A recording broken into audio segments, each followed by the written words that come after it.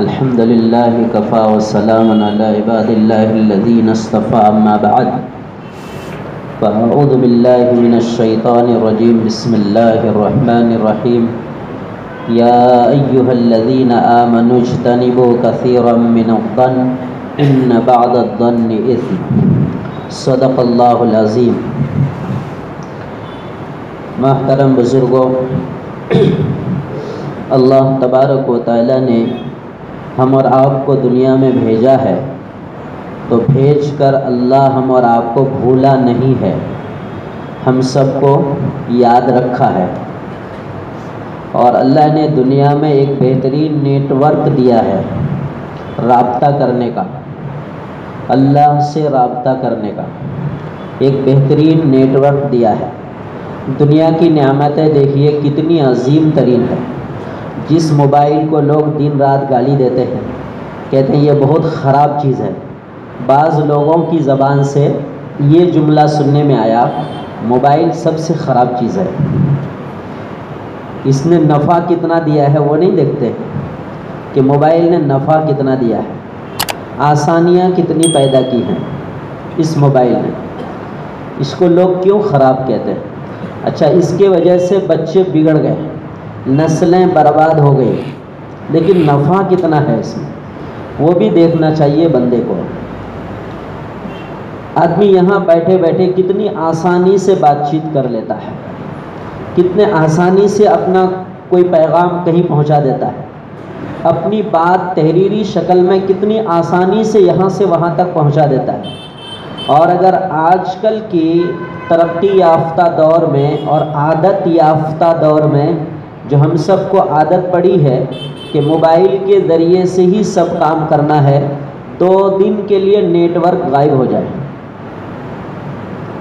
آدمی کو اتنی بے چینی نہیں ہوتی جتنا بغیر کھائے ہوئے بھوکے رہنے میں بے چینی ہوتی۔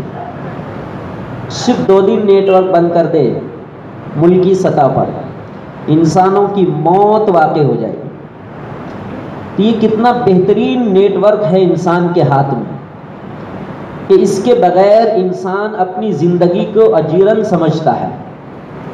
اسی طرح بلکہ اس سے بھی زیادہ بندے کا اللہ کے ساتھ ایک شاندار نیٹ ورک ہے، اور یہ نیٹ ورک آج کے ترقی یافتہ دور کا جو کہتے ہیں وہ نہیں ہے، بلکہ ہم یوں کہتے ہیں کہ وہ اس زمانے کا ہے جس زمانے کو ہم ترقی یافتہ نہیں کہتے ہیں۔ قرآن کریم میں اللہ پاک نے فرمایا فَاذْكُرُونِی، کیا شاندار نیٹ ورک ہے۔ اس کا ترجمہ کیجیے آپ، تم مجھے یاد کرو اور میں، کیا بہترین نیٹ ورک ہے۔ اس سے زیادہ بھاری نیٹ ورک کائنات میں ہے کچھ؟ اچھا، یہ نیٹ ورک سے آپ کس سے بات کر سکتے ہیں؟ وزیر اعظم سے، صدر جمہوریہ سے، کوئی سی ایم سے، کوئی پی ایم سے، کوئی ایم پی سے، کس سے بات ہو رہی ہے؟ والتین والزیتون کی آخری آیت کیا ہے؟ الیس اللہ،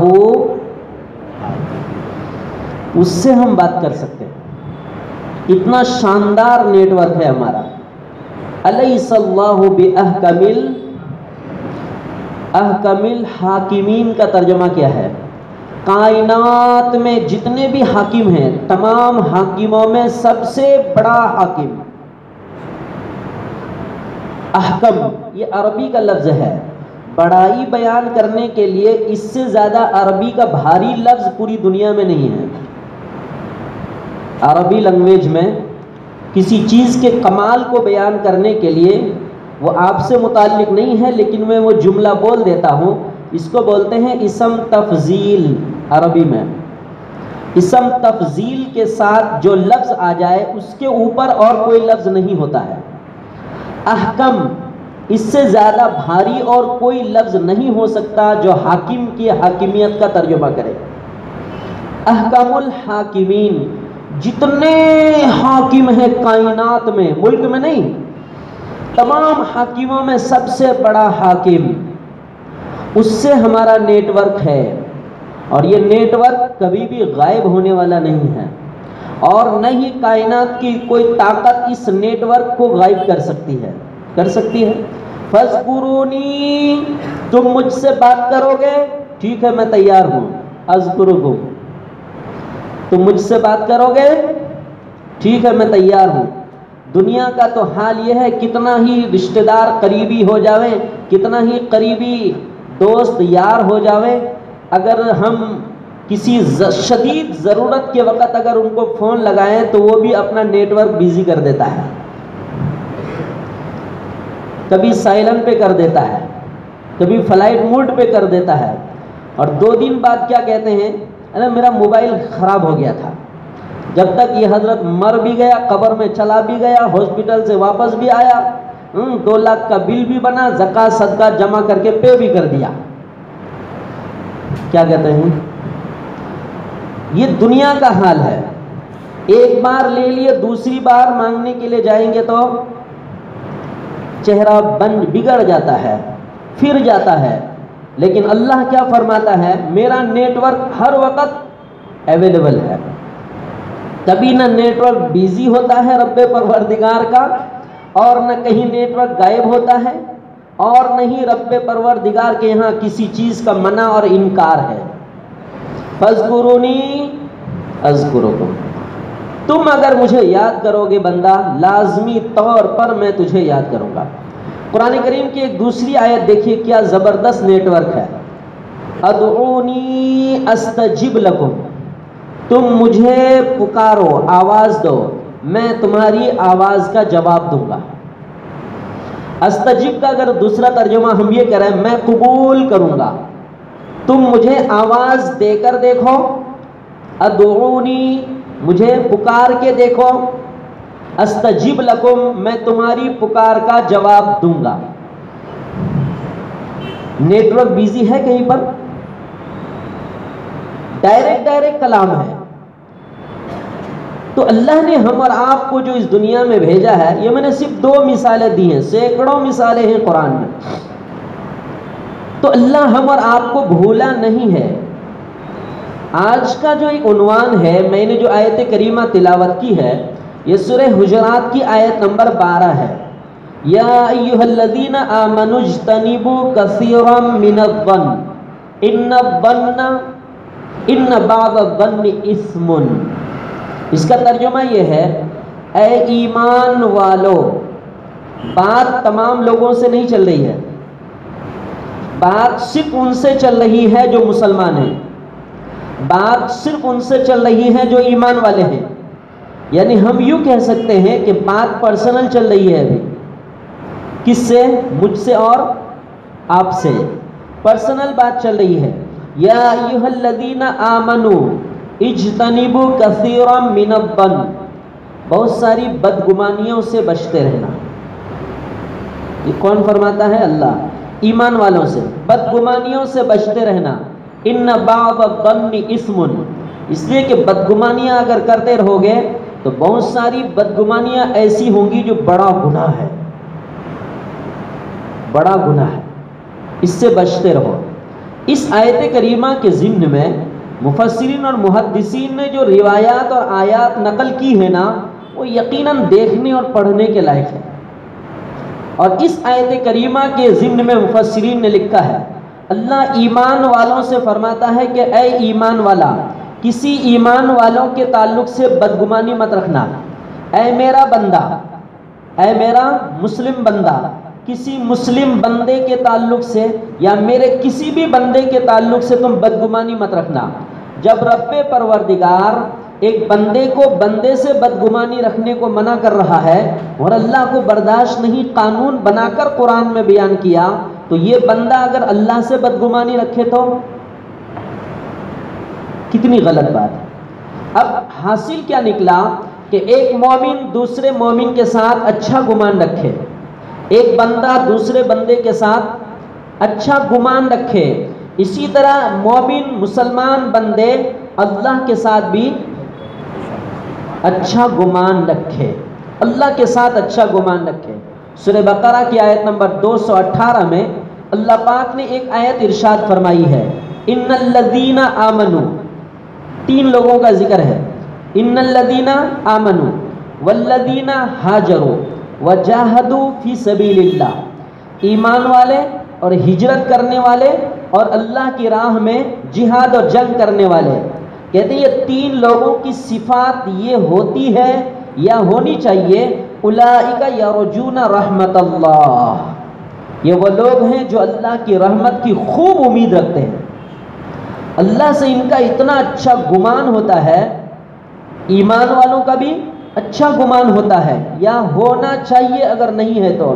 اور والذین ہاجروا، وہ لوگ جنہوں نے اللہ کے دین کو باقی رکھنے کے لیے اپنا وطن چھوڑ کر کسی دوسرے وطن کے طرف چلے گئے، صرف ایمان کو اور دین کو زندگی میں باقی رکھنے کے لیے یا اس ایمان اور دین کو پھیلانے کے لیے، وجاہدوا فی سبیل اللہ، یا اعلاء کلمت اللہ کے لیے، فساد اور فتنوں کو ختم کرنے کے لیے راہ خدا میں جنگ کرے اور جہاد کرے، ایسے لوگوں کی صفات یہ ہوتی ہے یا ہونا چاہیے کہ وہ ذات عالی، اللہ کی ذات عالی سے وہ امید رکھے اور اچھا گمان رکھے۔ اور یہ حقیقت ہے، ہم میں سے یہاں جتنے بیٹھے ہوئے ہیں اللہ کے ساتھ ہماری کتنی امیدیں وابستہ ہیں، بتائیے ہے کہ نہیں؟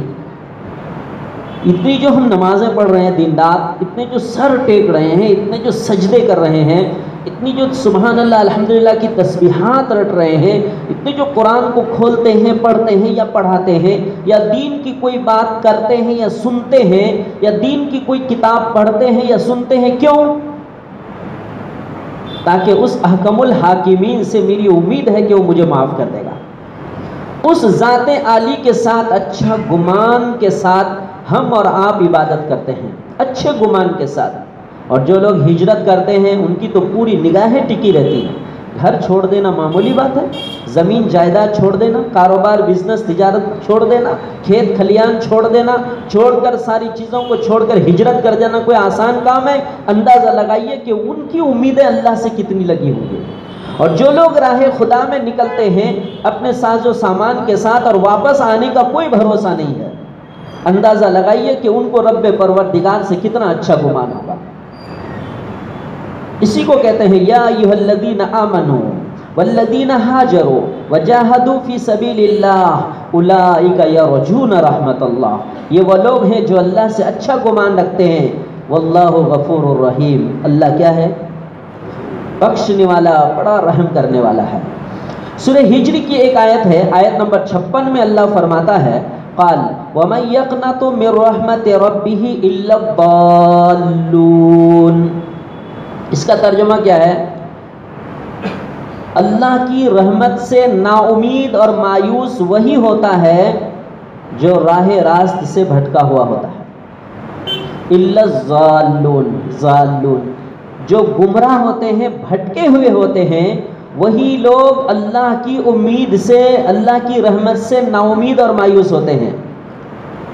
اگر ہم سب کی نگاہ اللہ پر ہے، اگر ہم سب کی امیدیں اللہ سے وابستہ ہیں، تو اس کا مطلب یہ ہے کہ ہم گمراہ نہیں ہیں، اس کا مطلب یہ ہے ہم گمراہ نہیں ہیں، یعنی راستے سے بھٹکے ہوئے نہیں ہیں، ہم سیدھے راستے پر قائم ہیں۔ ایک اللہ کو مانتے ہیں، توحید ہمارے پاس ہے، رسول کو مانتے ہیں اور آخری پیغمبر حضرت محمد صلی اللہ علیہ وسلم کو مانتے ہیں، اللہ کے بھیجے ہوئے قرآن کو مانتے ہیں، نبی کی زندگی کی سیرت اور سنت کو مانتے ہیں، جس کو کہتے ہیں قرآن و حدیث، جس کو کہتے ہیں قرآن و سنت، جس کو کہتے ہیں اللہ اور رسول، جس کو کہتے ہیں دین اور اسلام۔ اس کا دامن اگر ہم اپنے ہاتھ میں پکڑے ہوئے ہیں تو اس کا مطلب یہ ہے کہ ہم گمراہ نہیں ہے۔ تبھی تو اللہ فرماتا ہے کہ رب کی رحمت سے مایوس وہی لوگ ہوتے ہیں الا الضالون، جو لوگ گمراہ ہوتے ہیں۔ دیکھیے قرآن کریم میں اللہ پاک نے اس طرح کی کئی آیتیں ارشاد فرمائی ہے جس سے رب سے امیدیں وابستہ رہنی چاہیے اور رب سے اچھا گمان رہنا چاہیے۔ واللہ یرزق من یشاء بغیر حساب، اللہ جسے چاہتا ہے بے حساب روزی دے دیتا ہے، بے حساب روزی دیتا ہے۔ دینے والا کون؟ اللہ۔ اللہ جسے چاہتا ہے بے حساب روزی دے دیتا ہے۔ اللہ نے کوئی قسم نہیں اٹھائی ہوئی ہے کہ یہ مالدار ہی رہے گا اور یہ غریب ہی رہے گا، اللہ نے ایسی کوئی قسمیں نہیں اٹھائی ہوئی ہے۔ اللہ تعالیٰ نے فَأَلْهَمَهَا فُجُورَهَا وَتَقْوَاهَا، ہر قسم کی صفات بندے کے دل میں اللہ پاک نے رکھ کر دنیا کے اندر بھیجا ہے۔ اب بندے کے گمان کے حساب سے رب فیصلہ کرتا ہے، رب کسی قانون کا پابند نہیں ہے۔ زندہ کب ہوتا ہے آدمی؟ کب ہوگا؟ مرنے کے بعد حشر میں، لیکن کبھی کبھی دنیا میں بھی اللہ زندہ کر کے دکھا دیتا ہے، قرآن میں اس کی کئی مثالیں موجود ہیں۔ دنیا زندہ کرنے کی جگہ نہیں ہے، زندہ کر کے آخرت میں جانا یہ اللہ کا نظام ہے، لیکن اللہ نظام کا پابند نہیں ہے۔ دنیا میں بھی 100 سال کسی کو مارنے کے بعد، 100 سال کے بعد زندہ کر کے اللہ ان سے پوچھتا ہے بتاؤ کتنے دن سوئے؟ ابھی چل رہی ہے تفسیر میں یہ واقعہ۔ تو اللہ قانون کا پابند نہیں ہے، بندے پر اللہ تبارک و تعالیٰ نے جو صحیح اور غلط کی پہچان اور صفات جو اللہ پاک نے بندے کے دل میں رکھی ہے، اس کی بنیاد پر اللہ پاک فیصلہ کرتا ہے۔ چنانچہ ایک حدیث میں، بخاری شریف کی حدیث ہے، حضرت ابو ہریرہ رضی اللہ تعالیٰ عنہ سے مروی ہے، چھوٹی سی ہے جس کا ترجمہ سب کو معلوم ہے۔ اس کا عربی لفظ یہ ہے انا عند ظن عبدی بی، اس کا ترجمہ یہ ہے میں اپنے بندے کے گمان کے حساب سے فیصلہ لیتا ہوں، میں اپنے بندے کے گمان کے حساب سے فیصلہ لیتا ہوں۔ اس پر بڑی تفصیل ہے، یہ ایک ایسا جملہ ہے جو انسان کو جھنجھوڑ کے رکھ دے گا۔ جس کا دل اور جس کا مزاج بنا ہوگا نا، وہی اللہ کے وعدوں پر یقین کر پائے گا۔ جس کا دل اور مزاج دینی نہ بنا ہوگا، وہ اللہ کے وعدوں کے یقین کو سمجھ نہیں پائے گا۔ جس کا دل اللہ سے جڑا ہوگا وہی اس کو سمجھے گا۔ میں اپنے بندے کے گمان کے حساب سے فیصلہ لیتا ہوں، مطلب کیا ہے؟ ایک صاحب سے ایک مرتبہ کہا کہ جی یہ سب نہیں کرنا چاہیے، کہنے لگا مولوی صاحب اس کے بغیر دنیا چلے گی ہی نہیں۔ میں نے کہا دنیا آپ کی ہے یا اللہ کی ہے؟ اس کے بغیر دنیا چلے گی نہیں، یہ آپ کہہ رہے ہیں۔ دنیا آپ کی ہے یا اللہ کی؟ اللہ فرماتا ہے دنیا چلے گی اور آپ کہتے ہیں نہیں چلے گی۔ تو جیسا گمان فیصلہ ویسا، پھر وہاں 5 لاکھ دیجئے، وہاں 3 لاکھ دیجئے، وہاں 10 لاکھ دیجئے، وہاں 50,000 دیجئے، پھر جا کر ایک کام کھڑا ہوتا ہے۔ پھر کیا کہتے ہیں؟ اس کے بغیر چلے گا ہی نہیں دنیا۔ اللہ فرماتا ہے میں نے اس نظام پر بنایا ہی نہیں دنیا جس پر تم کھڑے ہوتے ہو۔ انا عند ظن عبدی بی، میں اپنے بندے کے گمان کے حساب سے فیصلہ کرتا ہوں۔ ایک بندہ ایک مرتبہ کہہ رہا تھا آج تک الحمدللہ نہ تو حرام کا لقمہ کھایا ہے نہ حرام میں ہاتھ ڈالا ہے، زندگی گزر رہی ہے۔ کیا کہہ رہے؟ میں نے کہا کیا خوبصورت زندگی ہے۔ انا عند ظن عبدی بی، میرا بندہ جیسا گمان رکھے گا میں ویسا ہی فیصلہ اس کے لیے لوں گا۔ تم خود بخود اگر تم گڑھے میں گر جاؤ گے، خود بخود دوڑ کے جا کے، تو میں نے بچنے کی صلاحیت تو تمہارے اندر رکھی ہے، گرو گے تو میں اللہ ہاتھ پکڑ کے نہیں اٹھانے والا، میں ہاتھ پکڑ کے تمہیں اٹھانے والا نہیں ہوں۔ کیوں؟ اس لیے کہ میں نے پہلے ہی تمہارے اندر وہ صفت رکھ دی ہے کہ وہاں جانا نہیں ہے، پھر بھی زبردستی جا رہے ہیں۔ انا عند ظن عبدی بی، اللہ سے کتنا اچھا گمان رکھنا چاہیے ہم اور آپ کو۔ ہم میں سے یہاں جتنے بیٹھے ہیں کس کے دل میں کیا ہے مجھے معلوم ہے، اور آپ کو بھی معلوم ہے کہ کس کے دل میں کیا ہے، لیکن انہ علیم بذات الصدور، صدور منے دل، سینہ۔ تمہارے سینے کے اندر جو بات گھومتی ہے نا، گھڑتی ہے، بنتی ہے، میں اس کو بھی جانتا ہوں۔ تو ہم میں سے یہاں جتنے بیٹھے ہیں اللہ سب کو جانتا ہے، اور سب کے دل کی بات کو جانتا ہے، سب کے دل کی حالت کو اللہ جانتا ہے۔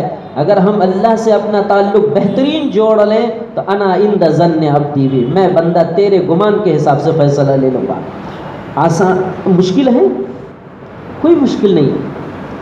بندہ رب سے بڑا بڑا کام کروا لے، بڑا بڑا مقصد حل کروا لے رب پروردگار سے، اور وہاں سے حل ہونے والا ہے، رکاوٹ نہیں ہوگی وہاں پر۔ بندہ جتنا کلیئر ہوگا فیصلے اتنے کلیئر ہوں گے، بندہ جتنا صاف ہوگا فیصلے اتنے صاف ہوں گے، بندہ جتنی محبت کرے گا ویسے ہی محبت کے فیصلے آسمان سے اتریں گے۔ ایک حدیث ہے، واللہ، قرآن کی آیت کا ایک ٹکڑا ہے، واللہ خیر الرازقین، اللہ بہترین روزی دینے والا ہے۔ کیا ترجمہ ہے آیت کا، واللہ خیر الرازقین، اللہ بہترین روزی دینے والا ہے۔ اور ایک بار کیجئے ترجمہ، اللہ بہترین روزی، صرف روزی دینے والا ہی نہیں ہے، بہترین روزی دینے والا ہے۔ کون ہے جو اپنا نیٹ ورک اتنا مضبوط اور صاف کر لے، جو رب پروردگار اعلان کر رہا ہے کہ میں بہترین روزی دینے والا ہوں۔ ایک حدیث پڑھے ہوں گے، میں یہاں لکھا نہیں ہوں، بہت مشہور حدیث ہے۔ رات کے اخیر پہر میں اللہ پاک سمائے دنیا، آسمان دنیا پر نزول فرماتا ہے، اور اللہ اعلان فرماتا ہے جس کا پہلا جملہ ہے کوئی مانگنے والا جس کو میں دوں، ہے کوئی مانگنے والا۔ اتنا آسان ہے، جس کو کہتے ہیں نا الدین یسر، دین آسان ہے، جو بچے لوگ پڑھتے ہیں چھوٹی چھوٹی کتابوں میں حدیثیں پڑھتے ہیں بچے لوگ، الدین یسر، دین کیا ہے؟ آسان ہے۔ کتنا آسان ہے، ہم نے اپنی زندگی کو مشکل ترین بنا دیا ہے، مشکل ترین بنا دیا اپنی زندگی کو، جان بوجھ کے بنا دیا، ورنہ دین بہت آسان ہے۔ رب سے بندہ رشتہ جوڑ لے، ناتا جوڑ لے، تعلق بہترین کر لے، دنیا میں قدم بڑھاتا جائے، رب فرماتا ہے میں تمہارے آگے کے سارے مراحل کو آسان کروں گا۔ والذین جاہدوا فینا لنہدینہم سبلنا، اس کا ترجمہ اور تفسیر اٹھا کر دیکھیے گا۔ جاہدو کا ترجمہ یا جہاد کرنا نہیں ہے، دیکھیے گا کسی نے بھی نہیں لکھا ہے جہاد۔ والذین جاہدوا فینا، جو میری راہ میں مجاہدہ کرے گا، کوشش کرے گا، لنہدینہم سبلنا، لنہدینہم، جو تشدید آ گیا نا، تو تشدید کی وجہ سے عربی میں اس کا ترجمہ اب یہ ہوگا ضرور بھی ضرور، تاکید۔ سبولنا، سبیل ایک راستہ اور سبولنا بہت سارے راستے، ہم ضرور بھی ضرور بہت سارے راستے کھول دیں گے۔ قرآن کی آیت بھی پڑھنے اور سمجھنے کا ایک معیار ہوتا ہے۔ والذین جاہدوا فینا لنہدینہم سبلنا، بہت سارے راستے ہم کھول دیں گے تمہارے لیے، صرف تم مجاہدہ کر کے دیکھو۔ اب یہ وہ چیزیں ہیں، میں بول دوں بزرگوں آسان ہے، آپ سن لیں آسان ہے، لیکن اس پر کھڑا ہونا اور یقین کامل ہونا، اس کے لیے مجاہدہ کرنا پڑے گا، آدمی کو نفس کے اوپر بڑا قدم رکھنا پڑے گا، تب جا کر بندہ یہ صفت حاصل کر سکتا ہے۔ لیکن جو کرنا چاہتے ہیں نا، اس کے لیے آسان ہے، وہ کر کے گزر بھی جاتے ہیں، بہت گزر جاتے ہیں۔ کچھ لوگ ایسے نظر آتے ہیں، ان کا چہرہ، ان کی صفات، ان کی زندگی، ان کا لین دین، ان کے رہن سہن کو دیکھ کر پتہ چل رہا ہے کتنی اچھی زندگی۔ یہ بندہ کسی بھی دن مر گیا تو کوئی ٹینشن نہیں، یہ بندہ کسی بھی دن اگر مر گیا تو کوئی ٹینشن نہیں، کامیاب ہے، یہ بندہ کامیاب ہے۔ اس سے قبل غالباً درس قرآن میں ہی یا کہیں پر یا ممبر سے ہی میں نے وہ ایک بات بیان کی تھی کہ ایک عالم اور ان کے کئی ساتھی ایک بزرگ سے ملنے گئے تھے، ملنے گئے تو اطمینان سے ان کے عمر ہو گئی تھی، بستر پہ تھے، تو بزرگ کے پاس گئے ملنے، تو کہنے لگے کہ بات سے بات چلی، کہنے لگے بس زندگی میں کچھ زیادہ تو ہے نہیں، الحمدللہ جتنی تیاری ہے، الحمدللہ جتنی تیاری ہے، اس پر یقین ہے، اللہ کی ذات عالی سے بھروسہ ہے، امید ہے انشاءاللہ جب بھی بلاوا آ جائے جانے کے لیے تیار ہے۔ سنیے گا جملہ، میں نے اپنے کان سے سنا، جب بھی بلاوا آ جائے جانے کے لیے تیار ہیں۔ وہ مولانا کہہ رہے ہیں جو ملنے گئے تھے، کہنے لگے ٹھیک 3 دن کے بعد ان کا انتقال ہوا، ملاقات کے تیسرے دن خبر آئی کہ اس کا انتقال ہو گیا، اور وہ کتنے پرسکون لہجے میں کیا کہہ رہے تھے، جب بھی بلاوا آ جائے تیار ہیں۔ کتنی اچھی زندگی رہی ہوگی جو زبان سے یہ کہہ سکے کسی کو کہ بس جب بلاوا آ جائے جانے کے لیے تیار ہیں۔ کچھ لوگ ایسے ہوتے ہیں جو زندگی کے رخ کو گن کر رکھتے ہیں، پیچھے سے میں کیا کر کے آیا اور ابھی میرے پاس کتنا بیلنس ہے۔ دنیا میں ہم کتنا بیلنس دیکھتے ہیں، جی ابھی بینک میں کتنا پیسہ ہے، 2 بیٹی ہے، 3 بیٹے ہیں، سب کو گھر دلانا ہے، شادی بھی دلانی ہے، یہ مسئلہ ہے، وہ مسئلہ ہے، تو بیلنس کے حساب سے بندے کو یا تو اطمینان ہوتا ہے یا بے چینی ہوتی ہے۔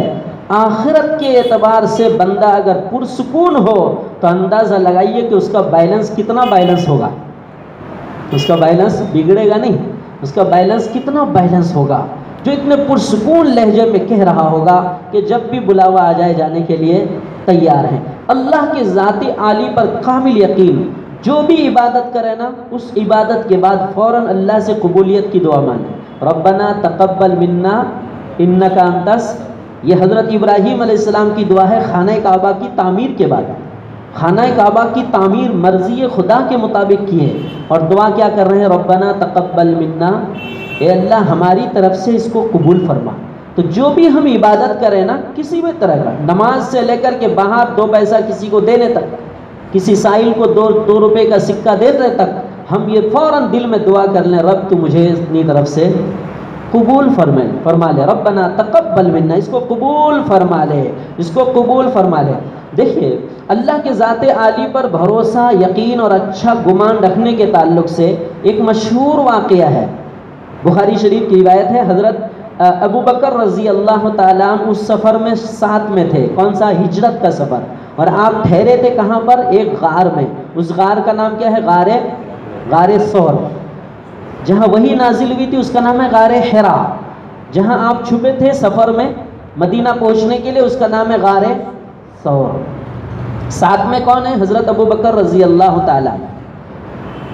آپ غار کے اندر ہیں تو حضرت ابو بکر رضی اللہ عنہ نے کیا فرمایا؟ اللہ کے نبی، لوگ اوپر دکھ رہے ہیں، ان کے قدم نظر آ رہے ہیں، اگر ایک جھلک بھی اگر انہوں نے نیچے دیکھ لیا نا تو ہمیں دیکھ لیں گے۔ تو نبی نے کیا فرمایا تھا؟ یا ابا بکر، ان 2 کے متعلق تمہارا کیا گمان ہے جس کا تیسرا اللہ ہے؟ ان 2 غار شخصوں کے متعلق تمہارا کیا گمان ہے جس کا تیسرا اللہ ہے؟ اندازہ لگائیے یقین کتنا دلائے ہوں گے، اور یقین کون دلا رہے ہیں؟ پیغمبر دلا رہے ہیں اس ذات عالی کے ساتھ، کہ وہ پروردگار اگر ہمیں دیکھ رہا ہے تو یہ نہیں دیکھ سکیں گے، اور میرا یقین کامل ہے کہ ہم 2 کے ساتھ وہ تیسرا ہے جو ہماری حفاظت کرے گا انشاءاللہ۔ اتنا یقین دلا رہے ہیں، اور اس پر حضرت ابو بکر رضی اللہ تعالیٰ عنہ کو اطمینان ہو گیا۔ مسلم شریف کی ایک روایت ہے، حضرت جابر رضی اللہ تعالیٰ عنہ فرماتے ہیں، بڑی پیاری حدیث ہے، حضرت جابر رضی اللہ تعالیٰ عنہ فرماتے ہیں کہ رسول اللہ صلی اللہ علیہ وسلم کی وفات سے 3 روز قبل میں نے ایک حدیث سنی تھی، تو اس کے دیکھا میں نے کہ 3 روز بعد آپ صلی اللہ علیہ وسلم کا وصال ہو گیا۔ میں نے ایک حدیث سنی تھی جس میں آپ صلی اللہ علیہ وسلم یہ فرما رہے تھے کہ کوئی بھی اس سے پہلے نہ مرے مگر یہ کہ اس کا یقین اور اس کا حسن ظن اللہ کے ساتھ کامل ہو۔ کوئی بھی نہ مرے، کوئی بھی نہ مرے مگر یہ کہ اللہ کے ساتھ اس کا گمان اچھا ہو، اچھے گمان کے ساتھ ہی اس کی آخری سانس نکلے۔ دیکھیے موضوع کی آپ سمجھ رہے ہیں موضوع کو، موضوع کیا چل رہا ہے؟ اچھا گمان۔ 50 نہیں، سینکڑوں نہیں، ہزاروں موضوعات ہیں قرآن اور حدیث میں، لیکن اس موضوع پر محدثین نے جو کلام کیا ہے، میں جو صبح سے پڑھنے لگا میں تو حیران ہو گیا کہ کیا میرے نبی کامل اور اکمل ہے، اتنی باتیں آپ صلی اللہ علیہ وسلم نے ہر موضوع پر ارشاد فرمائی ہے۔ قیامت تک آنے والے مولوی لوگ نکال کر بولتے رہیں گے، مولوی گزر جائیں گے، مگر نبی کا موضوع ختم نہیں ہوگا۔ اسی لیے آپ صلی اللہ علیہ وسلم قیامت تک کے لیے پیغمبر ہیں، زمانے کے لوگ آتے جاتے رہیں گے، ہر موضوع پر نبی نے سیر حاصل کلام کر کے امت کو دے دیا ہے۔ نبی فرماتے ہیں تمہاری موت بالکل نہ آوے مگر یہ کہ اللہ کے ساتھ تمہارا گمان اچھا ہو۔ اللہ کے ساتھ ہمارا کیا گمان ہونا چاہیے؟ اے اللہ جو کچھ ہے سب اپنی جگہ، بس مجھے معاف کر دینا، جو کچھ ہے سب اپنی جگہ، اے اللہ آپ مجھے معاف کر دینا۔ یہ بات دھیان میں رکھیے، حشر کا میدان نہ یہ کوئی الیکشن کا زمانہ نہیں ہوگا جو 2-5 دن میں غم ختم ہو جائیں گے، خوشیاں تبدیل ہو جائیں گی، بدل جائیں گے، ایسا نہیں ہوگا۔ وہاں کی خوشی ہمیشہ کے لیے خوشی ہے، وہاں کا غم میں پڑا ہوا اتنا آسانی سے نکلے گا نہیں۔ جو پھنس گیا وہ پھنس گیا، اور جو نکل گیا، بہت سارے لوگ، ابھی کل ایک حدیث میں پڑھا، بڑی مشہور حدیث ہے، آپ سب کو بھی یاد ہے کہ میری امت کے غریب اور مفلس لوگ امیروں سے کتنے دن پہلے جنت میں جائیں گے؟ آدھے دن پہلے۔ کتنے دن پہلے؟ حالانکہ ایک بار نہیں سینکڑوں بار ہم یہ حدیث پڑھ چکے ہیں، سن چکے ہیں، کل جو دل پہ لگی نا تو میں وہ حدیث دیکھتا رہا اسے، جیسا اپن قرآن دیکھتے رہتے ہیں نا کبھی کبھی، میں وہ اس حدیث کو دیکھتا رہا، میرے نبی نے کیا فرمایا ہے اس میں۔ میری امت کے مفلس اور غریب لوگ امیروں کے مقابلے میں، آپ نے نبی نے یہ نہیں فرمایا ہے کہ گنہگاروں کے مقابلے میں، امیروں کے مقابلے میں۔ امیر بھی جنتی ہو سکتے ہیں لیکن جائیں گے آدھے دن پہلے جنت میں۔ پھر اگلا جملہ ہے آخرت کا آدھا دن 500 سال ہے، 500 سال پہلے اندر چلے جائیں گے، 500 سال پہلے وہ اندر چلے جائیں گے۔ یہ کون ہیں؟ میری امت کے مفلس اور غریب لوگ ہیں جن کے سلام کا جواب دینا جلدی کوئی ضروری نہیں سمجھتا۔ کیا نہیں سمجھتا؟ سلام کا جواب دینا ضروری نہیں سمجھتا، رشتہ آئے تو منظور ضروری نہیں سمجھتا، ہے نا، حاجت اور ضرورت لے کر آئے تو دروازہ کھولنا ضروری نہیں سمجھتا۔ اور نبی نے ان کی شان کو کتنا اونچا کیا ہے، آئے ہے، سب پھنسے رہیں گے ادھر، اور جب تک ان لوگ اندر داخل ہو جائیں گے، بولا وی آئی پی لوگ ہیں ان کو اندر کر دو جلدی سے، 500 سال پہلے اندر چلے جائیں گے۔ کیا شان ہوگی آخرت میں؟ چلے گا یہ مفتی صاحب ہے، یہ امیر صاحب ہے، یہ حاجی صاحب ہے، چلے گا یہ سب کچھ نہیں چلنے والا ہے۔ میاں اعمال ترازو میں رکھو، جس کی جتنی قیمت لگے گی بھاؤ لے کر جاؤ یہاں سے اٹھ کے جلدی۔ کیا شان! میاں اعمال ترازو میں رکھو، جتنا بھاؤ لگ رہا ہے اٹھا کر جلدی جلدی لے کے جاؤ، کوئی نہیں پوچھنے والا کسی کو۔ آپ 2 کلو لے کے آئے ہیں تو 2 کلو کا لے کے جاؤ، 50 کلو لے کے آئے ہو 50 کلو کا لے کے جاؤ، 200 کلو کا لے کے آؤ 200 کلو کا لے کے جاؤ، اٹھا ڈالو فٹافٹ اٹھاؤ، ڈالو فٹافٹ اٹھاؤ۔ اور یہ تو میں بول رہا ہوں، آپ سن رہے ہیں۔ جلال رب پروردگار کا اتنا ہوگا کہ انبیاء علیہ السلام گھٹنوں کے بل رہیں گے،